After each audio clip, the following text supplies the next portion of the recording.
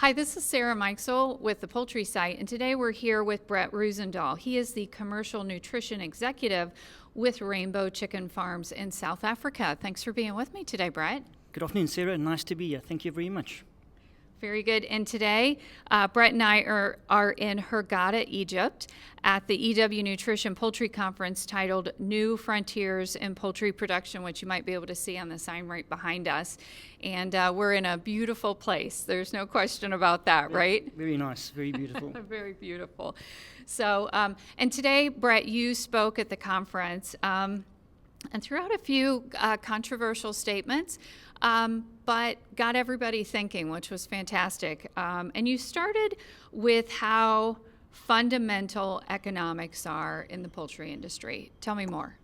Sarah, margins in the broiler industry are very tight.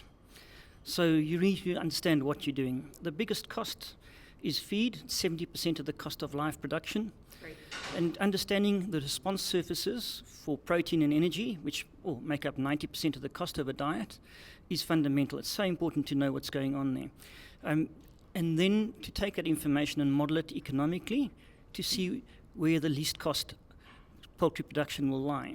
It depends on your objectives. So for us in South Africa, having cheap chicken is probably the most important. So our cents per kilogram product produced is what we optimize. We do that on a quarterly basis.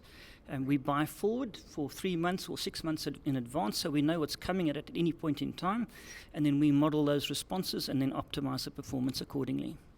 Very good. Excellent.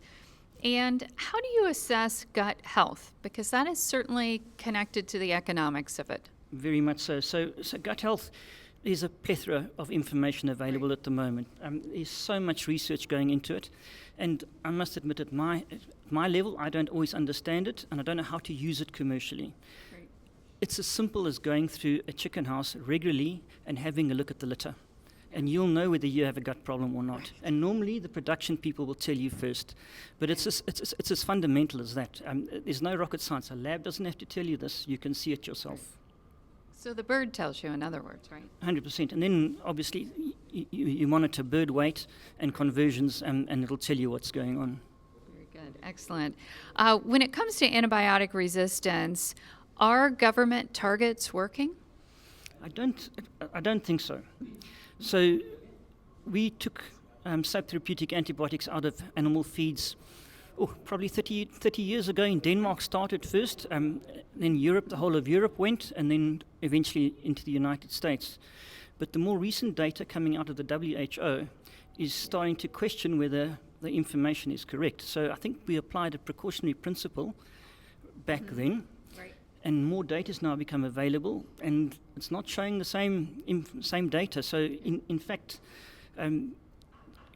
there's quite a bit of data to indicate that resistance is still increasing to antibiotics in humans, despite having these subtherapeutic antibiotics removed 30 years ago. So it's not working.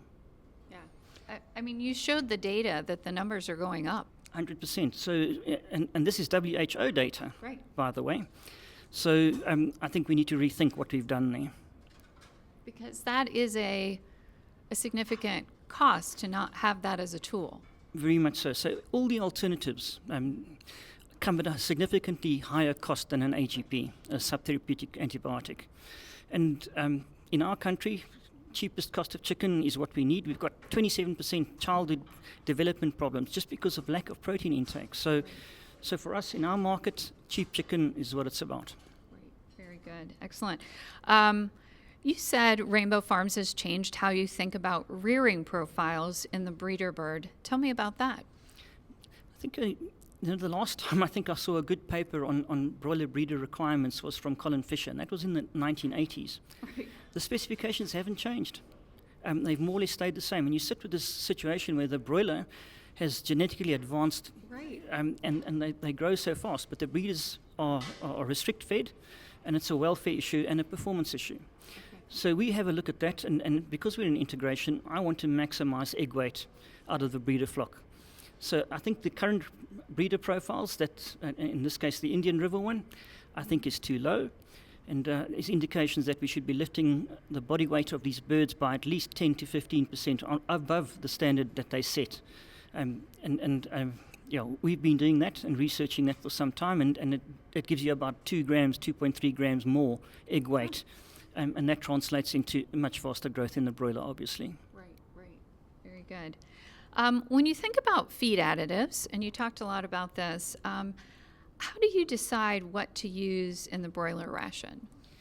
So there are a number of feed additives that have got different activities.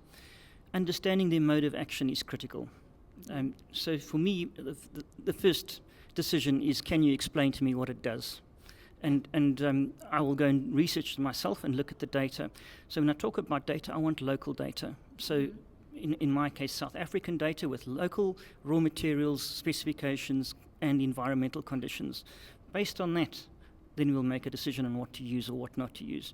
And as I said, they're not financially insignificant. It comes at a cost. And it's all about the research and the data, right? Very much so. Data-driven knowledge and decision-making. And you talked about it's got to work on your operation too, right? Very much so. So we trial everything. I don't accept what any supplier tells me.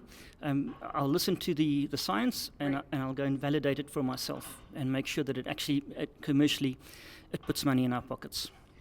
And speaking of data, you showed a lot of data charts. I mean, that's really driving a lot of your decisions, is the data that you're pulling in, right? Very much so. It's absolutely fundamental. Analytics and having analytical people in your business looking at this information on a daily basis is critical as well. Yeah. It's data is becoming the name of the game, it feels like, right? Very much so, yes. Very much. Very good. Well, hey, thank you so much for all the information today. I appreciate it. Perfect. Thank you, Sarah. Nice having you. Thanks. This is Sarah Mikesell with the Poultry Site.